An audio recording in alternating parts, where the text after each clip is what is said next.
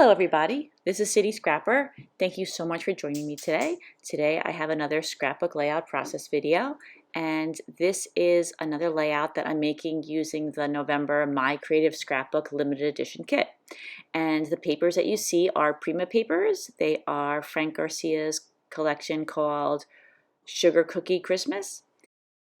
My plan is to use that piece of wood grain paper that I just showed you on the bottom of my layout, and then use my photo in the center and put some embellishments clustered around my photo.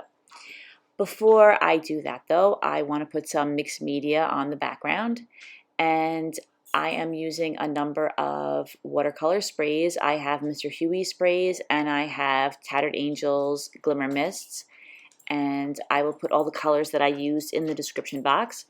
I'm starting off with a slate blue color, and I'm using a piece of plastic to move the blue color around on the background. And I don't know who invented the packaging technique, but I think it's a great way to spread color around on your page and have it look very natural. I don't seem to be able to use a paintbrush and apply it in the same way and make it look quite as good, so I do love to use the packaging technique. And I just finished sprinkling some water on my background and using a piece of paper towel to lift up some of the color, and then I put down a few splatters of that blue color as well. I also dried off the blue, and now I'm adding some pink, and that's a Mr. Huey's, and I think that color matches really well with the colors that are in the pattern papers. And I'm just moving the pink around to different spots on the background, trying to fill in those spots where I don't have the blue.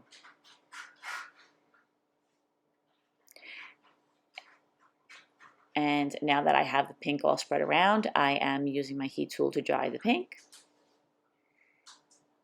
and adding a little bit more in there.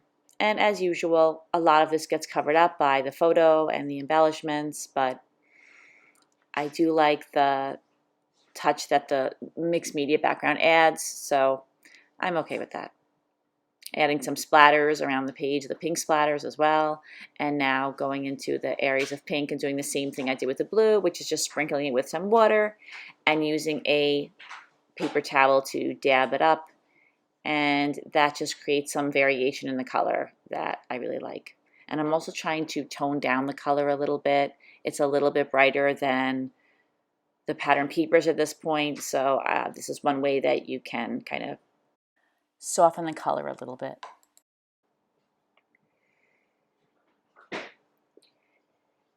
So now another way that you can tone down the color a little bit is by adding some modeling paste. I don't add a lot of modeling paste on this. I am using the stencil that came in the kit, and I just masked off some areas where there were stars, and I like the size of these stars, so I just went in with some modeling paste and my palette knife for this little dollar store palette knife that I have, and just adding a few stars around the page. And I do keep turning the page because I don't want to accidentally smudge any of the stars I've already made with the stencil, which I have been known to do. So I will also dry my modeling paste, or dry off the page, in between putting down the stars. That way nothing gets smushed or smeared. Now I'm adding some watered down white acrylic paint, and I always like adding white splatters to my page. Since it's a Christmas layout, I feel like it does add a little bit of a snowy look to the page. And I keep a little spray bottle of watered down white acrylic paint on my table, and you don't really have to keep it in a separate bottle, but I like to do that and have it prepared and ready to go.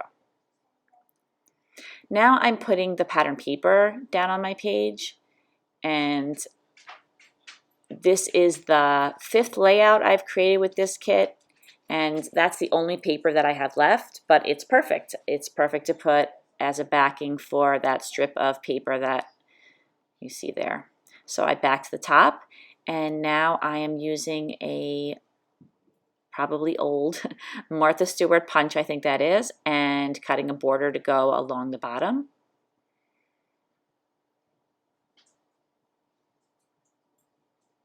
And I'm going to attach that down. And then I use my ATG gun and adhesive to attach down the wood grain paper that I think is just stunning, and then that strip of paper as well on top of it. And I accidentally put that strip a little bit too low, but I'll reposition that a little bit later on. So this is the photo I'm going to use. I'm just going to back it on some white cardstock. Just made a little border around the outside. And now I am thinking that I want to put a gold border around the photo. I have some embossed embellishments that are from the kit. They're chipboard embellishments. I had already embossed them in gold, so I didn't want anything to stand out more than the photo, so I thought that it would be best to put a paper around the photo with the same embossing powder that I use for the chipboard embellishments, which you'll see in a moment. I'm going to bring those onto the layout right after this. And I do emboss twice. I do like to do 2 layers of embossing powder. Sometimes more, but definitely minimum 2. So you can see up there on the left, and I'm sorry about the glare on the photo, but I have that gold edge to my paper. And I'm sorry, the footage came out blurry, so I did add some of the green color as well, which you saw there on the layout. And now I'm just attaching down my photo to its mat. And I'm starting to realize that the background still looks a little bit too bright.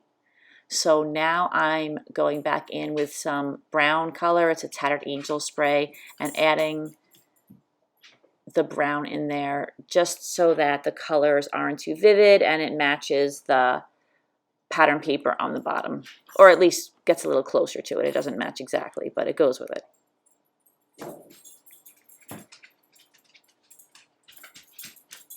So I'm drying that off, and I am trying to clean up a little spot on the top that I thought would be very noticeable on the layout, but got a little, I don't know, a little dirty, so I covered that up with gesso. And now I'm seeing that that strip is a little bit too low on the page. So I lifted that up, making sure that it is straight with my T-square. And again, I'm sorry for that glare. And those are those chipboard pieces that I was talking about. So now the photo is the same color as those pieces, and I'm happy that I did that. So now I'm adding some of the embellishments in. I have a 3x4 inch cut apart sheet on the right from one of the pattern papers, and there's a tag from the ephemera pack. And I'd already added some twine to that because I was thinking about using it on another layout, but I thought it matched in really well with this layout. I have a snowman there on the right, a large snowman from the ephemera pack, and those snowflake shaped cookies, those were fussy cut out from a piece of pattern paper that I used on another layout. I had so many of them that I had plenty left over for this layout. I also had some leftover pine branches that I had already cut out. And I planned everything out, but I decided that I just wanted to dull down the colors on the top a little bit more. So I put some white gesso over it.